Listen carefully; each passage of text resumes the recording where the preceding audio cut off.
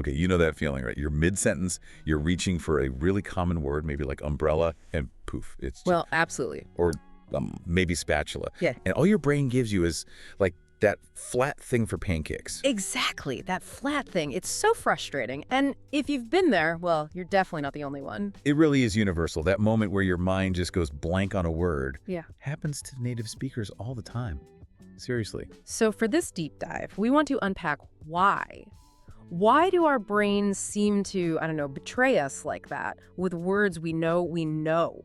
Mm-hmm. And maybe more importantly, drawing on the material you've pulled together, what are some powerful, maybe even surprising ways to train our memory so those words actually stick, like forever? Yeah, we've looked into the sort of science behind the forgetting, but also some really practical things you can do. Okay. And what's fascinating, right from the start, and this is a key thing from the sources, is that forgetting, it's completely normal. Like, really, no need to panic. Okay, that's actually kind of reassuring. It is. Our brains are, built for efficiency. And sometimes that means letting go of info they think is, well, less critical at that moment. So it's not betrayal, it's efficiency. Okay. But then what makes some words stick around while others just vanish if the brain's just being efficient? That's the key question. The sources really highlight that while everyone forgets words, your spatula example is perfect for English learners, it can feel more frequent. And a big reason is that new words often land in what we call short-term memory. Short-term memory, right? Think of it like a temporary holding area, a small one.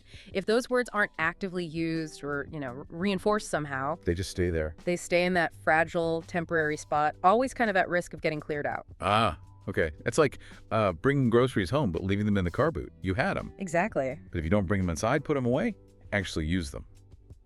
They're gone when you need them, or maybe gone bad. That's a great analogy. Your brain kind of has that use it or lose it policy with new vocabulary. Okay, so knowing that's how our brains are wired, what about like bad habits, things we do that make it worse? Did the sources talk about that? Oh, definitely. You've hit on a crucial point. One huge pitfall the research points to again and again is trying to learn too many words at once. Ah, the cramming session. Yeah, trying to force, say, 50 new words into your head in one night. Your brain's pathways just don't have the time or the resources to properly lock them down. It's overload. Information overload Uh-huh. leads to quick forgetting. Makes sense. Right. And then another common mistake is simply not revisiting words you've already learned. Oh, yeah. You think, okay, learned it. Check. Exactly. Learned it once, got it forever. But language isn't like that, is it? The sources often compare it to like a plant. The plant, okay. You've got to keep watering it, right? You can't just water it once and expect it to flourish forever. Neglect it and it just wilts. Same with words. Wilting words. I like that. Yeah. Okay, what else? Any other traps? Well, there's a big one related to how we actually interact with the word physically. The third mistake is often only seeing a word, just reading it silently. But not saying it. Exactly, not saying it out loud. Reading silently only uses, one part of your brain, mostly visual. But when you actually say the word, you engage your whole articulatory system, your mouth, tongue, vocal cords. It creates this multisensory memory trace, much stickier. Wow, okay. So seeing isn't enough. You got to say it. Right, so we know why we forget. We know some common mistakes. Okay. But the good stuff, the insights from the deep dive, how can we actually train our memory, make words stick? This is where it gets really empowering. You absolutely can train your memory. And the sources highlight some surprisingly effective strategies. The brain loves patterns. Patterns, okay. The first big one, and it's incredibly powerful, is called the spaced repetition method. Spaced repetition. Spaced repetition. I've heard of that. It's not just random reviewing, is it? No, not at all. It's strategic. Strategic re-exposure. You learn a word, maybe review it the next day, then maybe 3 days later, then a week. Ah, with increasing gaps. Precisely. And the research shows this works because it taps into how our brain naturally consolidates memories.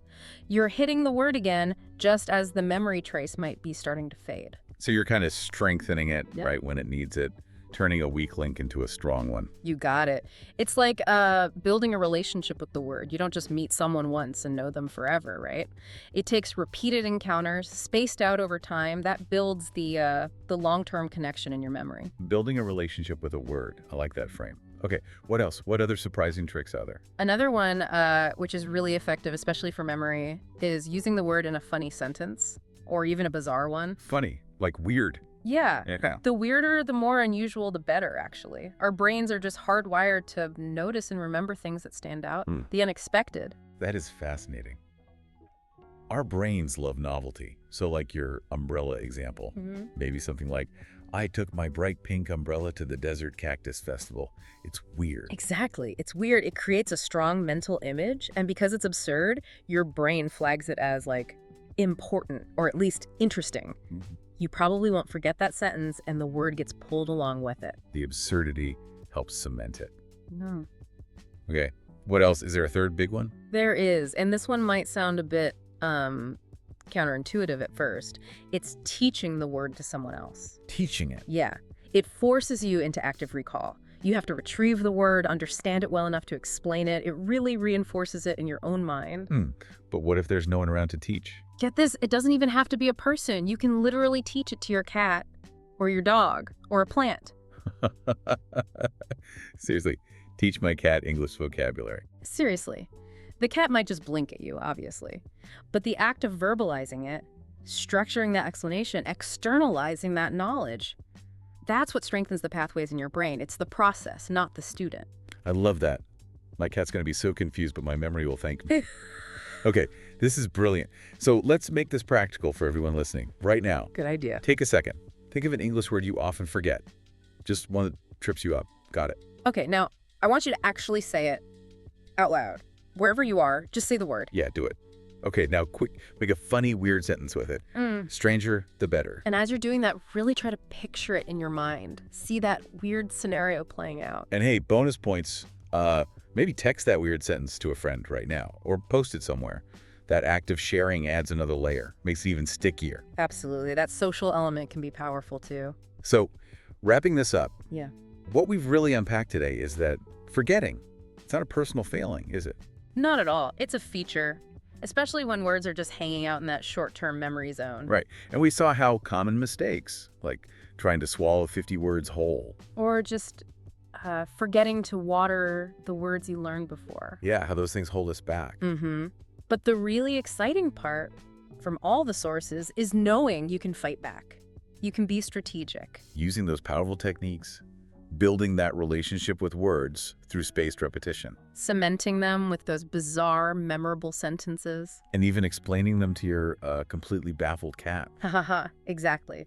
The core idea, really, is keeping words alive. Alive. By using them in real life. Not just letting them sit in a notebook gathering dust. That means, actually talking to people, writing messages, trying to think in English, active use. Active use is key. So we really encourage you, listening right now, take one of those words you always stumble over. Say it loud. Make that funny sentence. Picture it. Share it. Make it part of your actual living language. So here's the final thought to leave you with. What's the last English word you forgot? And how will you use one of these powerful techniques, maybe today, to remember it next time and keep it alive?